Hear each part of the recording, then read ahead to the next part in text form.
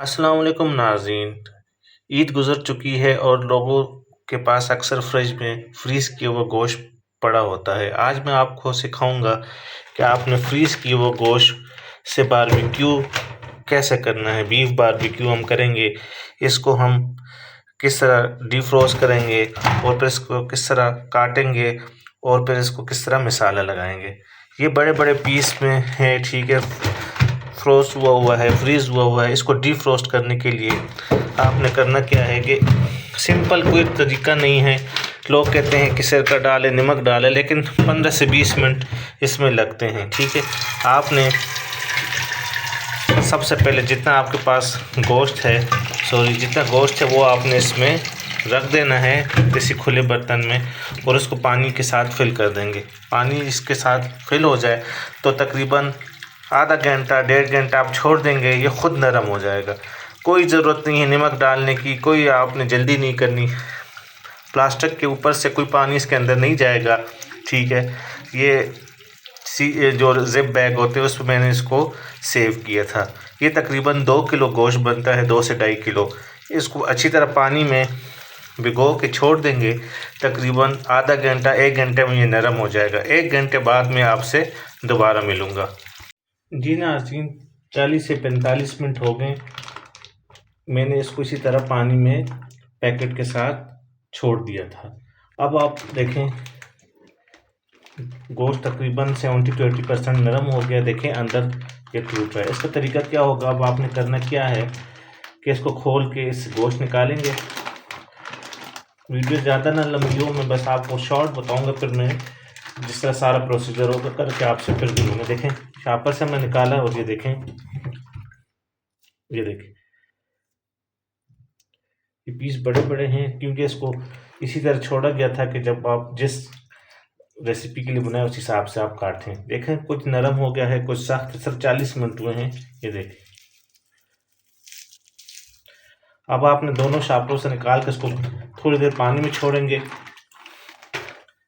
तो ये बिल्कुल खुल जाएगा।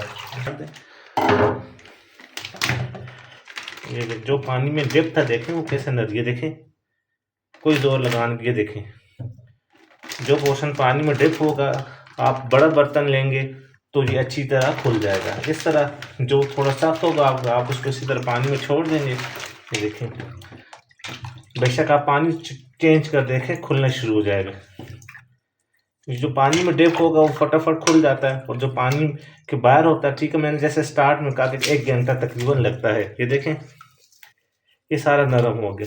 तकरीबन 15-20 मिनट इसी तरह मैं पानी में डायरेक्ट अब छोड़ूंगा तो ये बिल्कुल खुल जाएगा। ये देखें 15-20 मिनट बाद मैं आपसे दोबारा मिलता हूँ। जी नाज़रीन, 15 से 20 मिनट मज़ीद गुजरे होंगे और 1-2 दफ़ा बीच में मैंने हाथ डाला, मतलब हाथ से थोड़ा मसला तो देखे खुल गया सारा। एक दफ़ा मैंने पानी भी चेंज किया है। देखें कितना आसानी से अब ये हट जाता है, ठीक है। ये देखें 1-2 रह गए थे, बाकी शराब आपकी मदद से खोल सकते हैं। अभी देखें सारे 2 पैकेट थे वो सारे आसानी से खुल गए। कोई साइंस नहीं है। लोग कहते हैं नमक डालें, ये करें, 10 मिनट में हो जाएगा, नहीं टाइम लगता है। जब आपने गोश्त फ्रीज किया हो तकरीबन घंटा लगता है। मेरे तकरीबन इस पर 1 घंटा लग गया है और देखें सारा गोश्त खुल गया है, वाश भी हो गया। देखें 1-2 दफ़ा पानी इसका मैंने चेंज किया था। पानी ठंडा हो जाता है, वो चेंज करते हैं, जब दोबारा टैप वाटर ऐड करते हैं तो वो गोश्त को गलाने में मदद करता है। ये बिल्कुल डीप रोस्ट हो गया है। अब आपने जौन सी चीज़ पकानी है, बारबेक्यू करना है, तवा गोश्त बनाना है, उस हिसाब से काटेंगे। मैं इसमें से थोड़ा गोश्त तवा गोश्त के लिए काट के दिखाऊंगा आपको और कुछ मैं इसको बीफ बारबेक्यू के लिए काट के आपको मसाले लगाने का तरीका भी बताऊंगा। पहले टेक्निक तो आप किस तरह डिफ्रोस्ट कर सकते हैं जमा हुआ गोश्त जो होता है, ठीक है। ये बोटी है, साफ़ सुथरी करनी है और टिक्के के हिसाब से आपने काटनी है जितने आपके पास सीख है, ठीक है। मैं थोड़ी मोटी और चौड़ी काटूंगा, मतलब चौड़ी ज़्यादा होगी क्योंकि सीख मेरे पास चौड़ी सीख है और इसको मैं 1 से 1.5 दिन इसको मैरिनेट करूंगा। टाइम मेरे पास ज़्यादा है बारबेक्यू के लिए, तो जितना आपने ज़्यादा टाइम देना है मैरिनेशन के लिए तो उस हिसाब से बोटी काटनी। बहुत पतली बोटी काटेंगे अगर बहुत 1.5 से 2 दिन मैरिनेशन में लग गए, क्योंकि हम इसमें सिरका ऐड करेंगे तो ये बिल्कुल गल जाएगी। जब सीख से उतारते हैं तो बोटी की लुक अच्छी नहीं आती। इस तरह मैं सारी बोटी काट लूँ, ठीक है, टिक्के के लिए। फिर आपसे दोबारा मिलूँगा और आपको मिसाला लगाने का तरीका बताऊँगा। बहुत ही आसान और बहुत ही टेस्टी आपके बीफ टिक्का फ्रीज़ किए हुए गोश्त से बन जाएँगे।